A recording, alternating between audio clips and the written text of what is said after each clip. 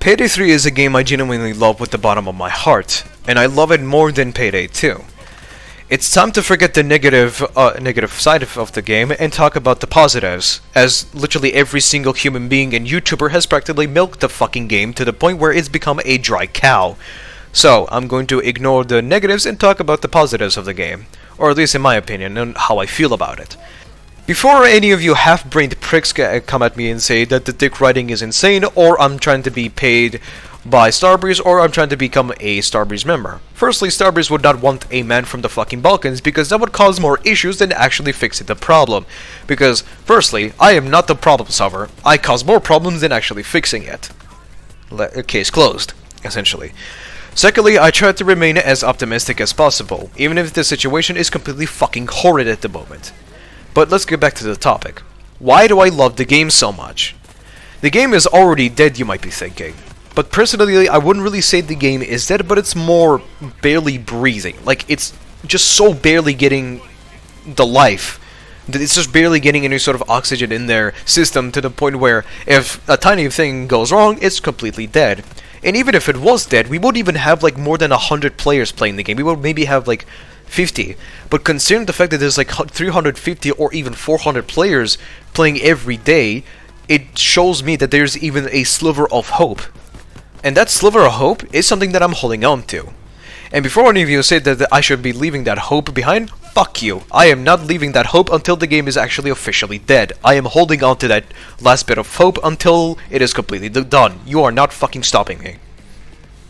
And yes, I know the game has many features that are missing and many quality of life changes that needs to be fucking added. I am aware of that, but I'm ignoring them because I'm trying to remain optimistic and actually talk about the positives of the game, because at this point, everybody knows. Even the most brainless prick in this world even knows what's wrong with Payday 3, but I'm going to ignore it. You might be thinking, why do I love this game? Like, there has to be a reason to it. I have three very good reasons of why I genuinely love the game. Those three reasons being the gunplay, aka the gameplay of the entirety of the game, the enemies themselves, and the heists themselves. All these three reasons are the main purpose that I love the game, and after recently buying the Syntax Error weapon pack and the heist itself, I genuinely enjoyed far more. I still genuinely believe that I still genuinely believe that Payday 3 has a much more interesting gameplay than Payday 2, because of the much more mechanics that it added into the game. Of course, there's not really much mechanics that the devs themselves added, but those mechanics that they add are still interesting and have far more variety to the gameplay. Secondly, I enjoyed the guns much more than Payday 2. There's this sense of power that the guns have that I cannot really describe well. They sound really powerful, they handle very well, and it's very satisfying to shoot them. Every single weapon, except as if Commando, is really good if you know how to use it, and they're so powerful in every single build and with every single modification. There is no right or wrong what you can do with the weapon. Like, every single weapon is effective if you know how to use it properly. Secondly, there's something about the enemies that are very interesting to fight against. The problem I had with Payday 2 is the fact that the enemies in that game were extremely deadly only if they were coming at you in higher numbers. A single enemy in Payday 2 was literally just a fucking laughingstock. I'm talking about Descendants difficulty and not Deathwish or below, because those difficulties are so easy that it's brain numbing at this point. The same thing can be said about the special enemies. The only enemy I can somewhat think of that is somewhat threatening, is the Cloaker and the Bulldozer. That's it. Those are the only two enemies that I can think of that is deadly. Shields can literally just be ignored because of like shock and awe ace and like armor piercing weapons. Tasers are just a fucking laughing stock because they do nothing but stun you, but you're able to get rid of them easily. They're just so fragile. Medics are not even an issue. Bulldozers are just easy to take care of with every single weapon. Like, every enemy is so fragile and easy to take care of, which is a problem I had with Payday 2. Enemies were easy to kill, and it kind of felt not really satisfying to kill. But regardless, the thing about Payday 3's enemies is that they are much more threatening and much more agile against you.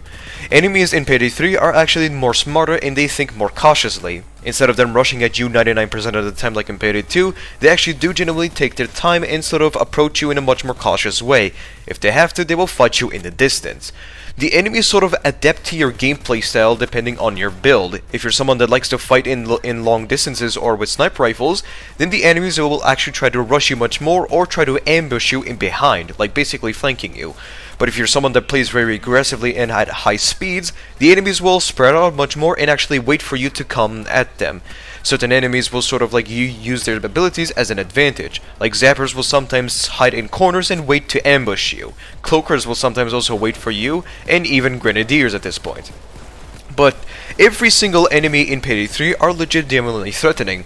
Even though the zapper is not really particularly that much threatening because of how weak they are, if they catch you even once, if they even zap you for 1 second, they will take at least 50% of your health.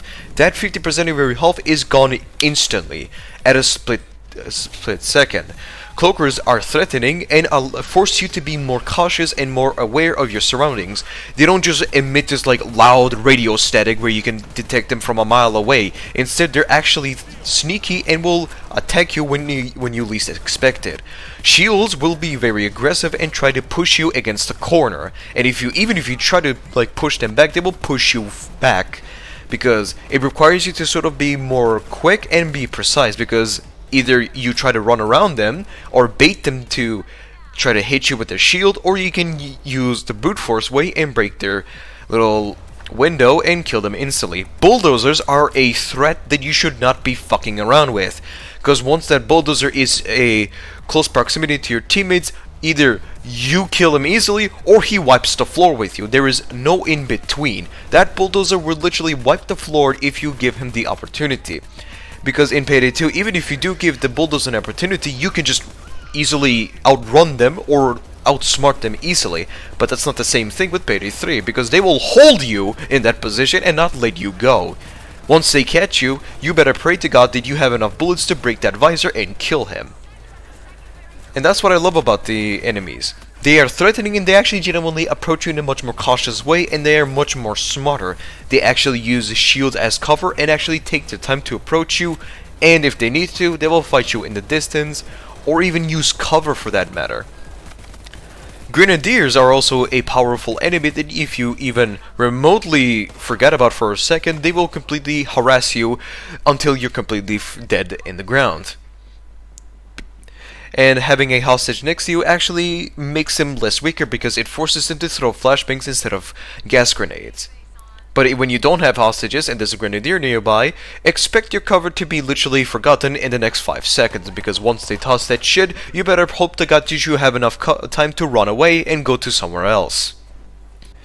But will Operation Medic Bag do anything to Payday 3's life cycle? I do generally believe that it will be able to sort of heal the game in a way. Not entirely revive it, but it will sort of like keep the patient at bay, essentially. It will help it, but I wouldn't really necessarily say it would revive the game entirely. I would definitely say that maybe 10 to 20% of the player base would definitely come back.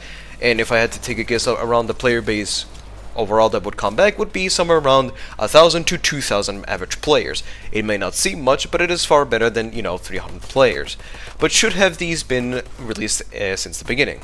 Yes, but, it's better than getting, like, later down next year or some shit. But I do believe that Starbreeze will be able to do something, a miracle in the future.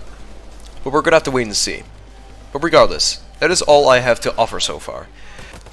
I will be making 2 more videos later down in the future. The first one being how I will be reworking the entirety of the armor system. There will be certain mechanics that I will be adding to the armor system on the rework video, and there will be a few tweaks here and there. On the second video, I will be making a sort of like reworking on the tools that the game currently has.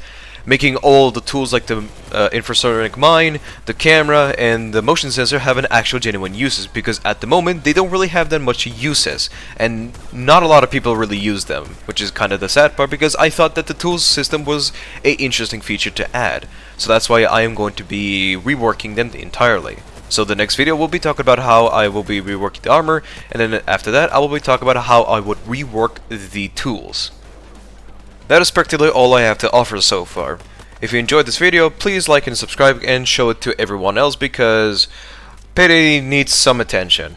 Even though the game is really bad at the moment and sort of struggling and suffering, the game needs some bit of love, because all this negativity is just kind of really hurting my soul to watch, because no matter what's exactly going on, there's always some bit of negativity, and I can understand the people's frustration thinking that they got scammed or they got cucked over by Starbreeze. I understand it entirely, but I do genuinely believe that Starbreeze will be able to do something in the future that will cause a miracle.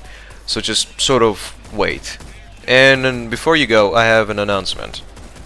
I also have a Patreon that you can support me down in the channel, because I am working on a game in the background. And if you join my YouTube membership, I have a section where I am somewhat developing a game. Well, I wouldn't really say developing, but more I'm writing the story and the characters and etc. You can get pre-exclusive videos to where you can see of photos, well, I wouldn't really say photos, but more like screenshots of my folders and videos of me explaining specific lores. But that is all I have to offer so far. Goodbye. Have a very good day.